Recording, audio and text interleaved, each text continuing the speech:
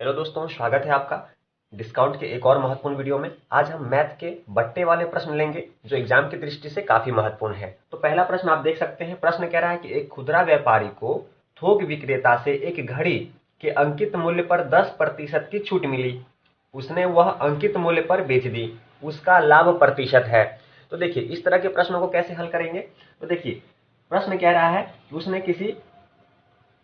एक खुदरा व्यापारी थोक विक्रेता से घड़ी खरीदता है जिसका अंकित मूल्य पर, किस पर, अंकित मूल्य पर कितने प्रतिशत का, 10% का छूट प्राप्त करता है। क्या प्राप्त करता है? छूट।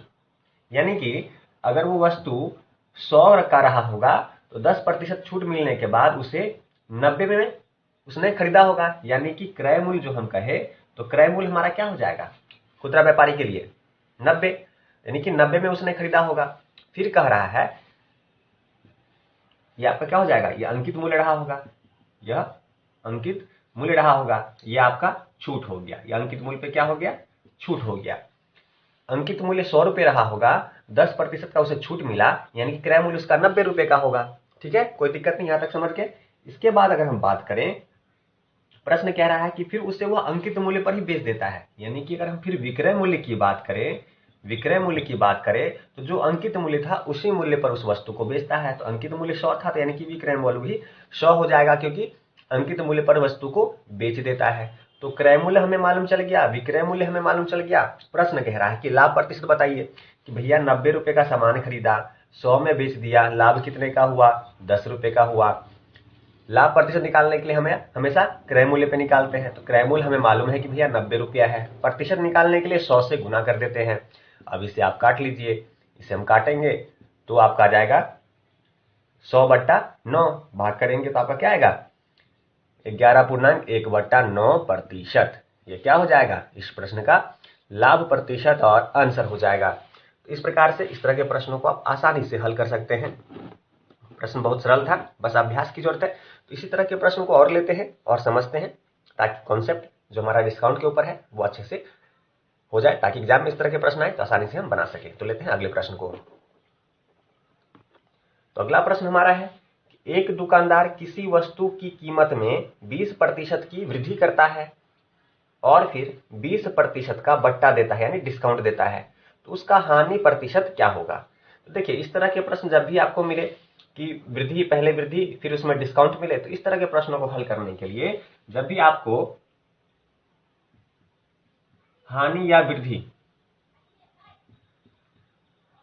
वृद्धि वाले प्रश्न आए तो इसमें आपको कुछ नहीं करना है। फॉर्मूला आप याद रखेंगे, a minus b minus a b बट्टा 100। ए बी क्या होगा आपका? जो आपका वृद्धि है ए होगा, जो डिस्काउंट है वो बी होगा। तो हमारा ए क्या हो जाएगा? 20% ही है वृद्धि। डिस्काउंट हमारा क्या है? 20% ही है, तो -20। माइनस ए बी, तो 20 गुने 20 आपका हो जाएगा 400। बट्टे में क्या जाएगा? 100। अब देखिए, इस 20 से ये 20 कट गया, 0 से ये 2 0 कट गए, क्या बचा आपका? -4। ये जो -4 है, ये हानि को दर्शा रहा है। यानी कि 4% की क्या हुई? हानि हुई। और यही हमारा क्या होगा? इस प्रश्न का आंसर हो जाएगा। इस तरह के प्रश्नों को इस प्रकार से आसानी से आप हल कर सकते हैं। काफी सरल प्रश्न था, बस अभ्यास की जरूरत है। तो ऐसे महत्वपूर्ण प्रश्न को लेते रहेंगे और आपकी तैयारी करवाते रहेंगे। तो लेते हैं अगले प्रश्न को और देखते हैं वह किस प्रकार से आसानी से हल होगा। तो चलिए अगले प्रश्न को देखते हैं। प्रश्न कह रहा है कि किसी वस्तु का मूल्य 30% बढ़ाने के बाद उस पर 10% और 10% के दो क्रमिक बट्टे दिए जाते हैं, तो अंतिम रूप से वस्तु का मूल्य होगा, यह हमें बताना है। तो देखिए, इस तरह के प्रश्न में जहां आपको क्रय मूल्य न दिया गया हो, तो किसी वस्तु का मूल्य 30% बढ़ाने जाने का मतलब है कि उसका क्रय मूल्य और किसी वस्तु का क्रय मूल्य अपने आप में क्या होता है? 100 होता है। तो नहीं मालूम है, तो क्रय मूल्य अपने आप में ही 100 होता है, तो 100 हो गया हमारा। करा कि इस पे 30% मूल्य बढ़ाने के बाद 30% कितना? 30% मूल्य बढ़ जाएगा, तो यही चीज 100 रुपए का चीज कितना हो जाएगा? 130 का हो जाएगा। चलिए, अब प्रश्न कह रहा है कि उस पे दो क्रमिक बट्टे, दो डिस्काउंट दिए जाते हैं 10% के दो बार। तो अगर ये 130 रुपए का सामान है, उस पर 10% का अगर डिस्काउंट छूट दिया जाएगा 10% का, यानी कि जो 100% में बिकता वो अब कितने में बिकेगा, 90% में बिकेगा। 90% में बिकेगा, यही मतलब है ना। तो दो डिस्काउंट है, दो 10% का डिस्काउंट है, तो दोनों बार 100% में नहीं, दोनों बार 90% में उसे बेचा जाएगा।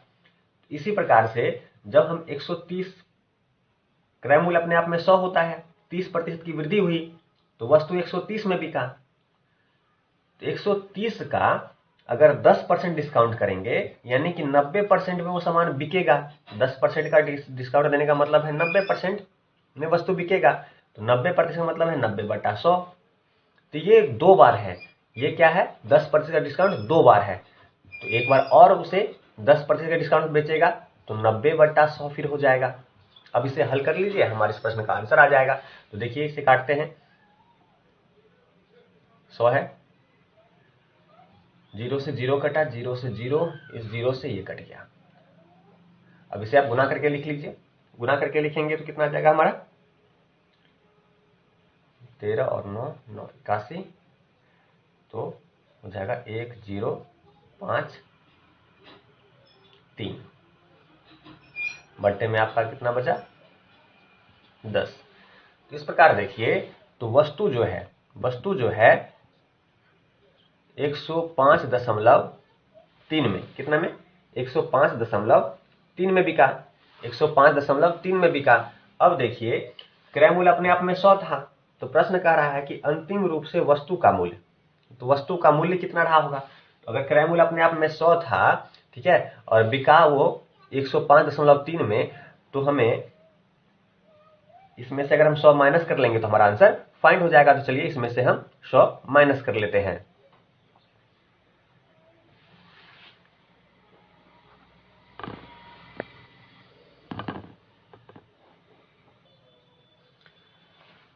₹100 का वस्तु था, 105 में बिका, माइनस करेंगे तो कितना आएगा, 5.3। इतना क्या होगा, मूल्य में वृद्धि हो जाएगा। ये क्या हो जाएगा, वृद्धि हो जाएगा इतना इसके मूल्य में 5.3 का, और यही क्या होगा, हमारे प्रश्न का आंसर हो जाएगा। तो ये महत्वपूर्ण प्रश्न थे जिसे आसान तरीके से हम इस प्रकार से बना सकते हैं, और एग्जाम में इस तरह के प्रश्न आए तो आप उम्मीद है समझ गए होंगे और उसे आसानी से बना पाएंगे। तो ऐसे महत्वपूर्ण प्रश्नों के साथ हम मिलते रहेंगे। तब तक चैनल को सब्सक्राइब कीजिए, वीडियो को लाइक कीजिए। मिलते हैं अगले वीडियो में। वीडियो देखने के लिए आपका धन्यवाद।